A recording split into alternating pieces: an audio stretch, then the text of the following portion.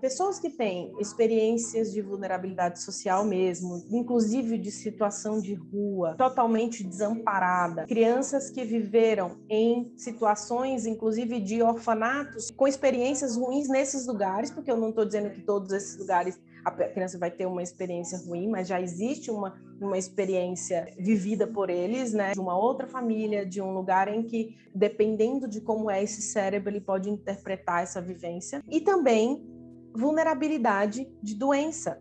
O retrato disso é a pandemia. Por que vocês acham que muita gente desenvolveu ou ampliou ou piorou de quadro de ansiedade pós-pandemia? Porque é uma experiência de vulnerabilidade. É uma experiência de estou nas mãos de quê? Né? Um vírus que eu não sei, toda hora muda, não sei como é que trata, tem um monte de discordância das pessoas sobre tratamento, aí é novo para todo mundo. Para o médico mais antigo do mundo, a experiência dessa pandemia é nova, tanto para os novos quanto para os mais velhos. Então, tudo é novo.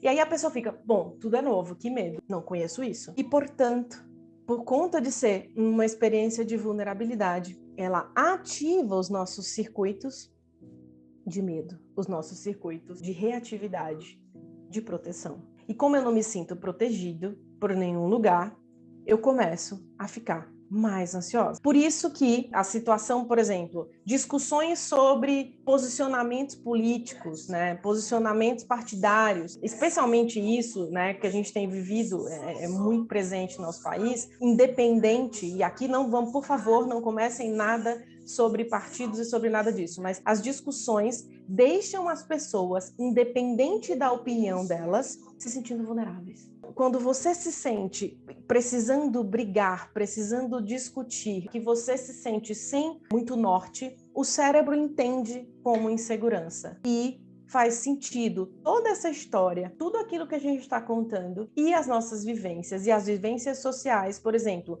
a experiência de uma alta estatística de problema de segurança pública. Isso aumenta a tendência das pessoas a serem mais ansiosas. Por quê? Porque isso dá a sensação de vulnerabilidade. E essa sensação de vulnerabilidade aumenta o estado de ansiedade. E como vocês sabem, que é estatisticamente comprovado que o Brasil é o país mais ansioso do mundo.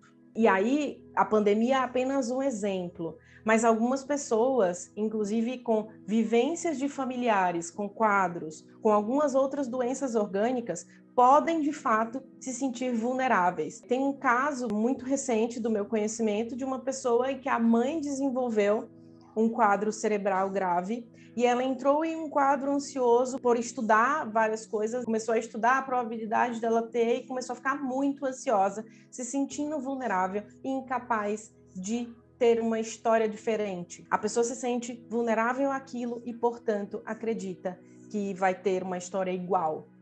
Isso é o sentimento de vulnerabilidade, que é um dos lugares de onde vem tanta ansiedade. Então, somos ansiosos mesmo sem terremotos ou guerras ou frio intenso? Sim, somos, porque temos outras causas, né, Ana? E temos outras causas sociais, temos outras causas nas nossas histórias, temos outras causas na nossa história de país, pensando em Brasil, temos outras causas relacionadas à nossa herança, e aí vamos pensar, né, que nós temos uma história de muita gente batalhadora, né, tentando, isso estou falando da maioria, na tentativa de sobrevivência e essa batalha, essa luta, esse enfrentamento o tempo todo. Se tem algum gene que vulnerabiliza a ansiedade, isso vai acontecer. E, conhecendo algumas histórias aqui, tem algumas pessoas que, como eu disse, eu conheço pessoalmente, então talvez sirva para você entender algumas das coisas que você tem sofrido e que você desenvolveu e que acabou abrindo um quadro ansioso e que precisou ser tratado. Porque quando a gente fala sobre o conhecimento da história,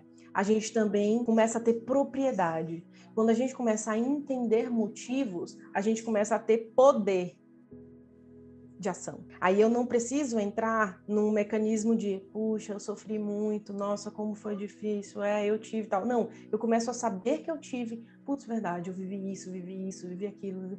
faz sentido eu me sentir insegura, faz sentido eu me sentir insegura, faz sentido eu ter medo. Aí você para de achar que o que você sente não tem sentido. Na verdade, nós temos muitos gatilhos comuns como sociedade, mas muitos mesmo, todo mundo vivendo, a experiência de cada um, porque a situação social de cada um é diferente, como ele engatilha é diferente.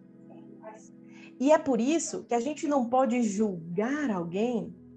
Sabe aquela história do fulano tem tudo, como pode sentir isso? Isso é uma balela, porque você não pode julgar se aquele fulano que tem tudo, que para você é o tudo, porque o tudo que você está falando é o tudo para você, não é o tudo para o outro. E você não conhece o que essa pessoa viveu. Porque ter o tudo, por exemplo, materialmente, não quer dizer que aquela pessoa teve suporte emocional. Não quer dizer que aquela pessoa tem segurança. Você pode encontrar alguém que tem o tudo que você está falando, mas é extremamente insegura, ansiosa e sofre de vários quadros. Não é culpa dela. E é por isso que é muito, muito injusto a gente julgar o motivo do surgimento de um quadro de alguém quando você só conhece um pedaço da história.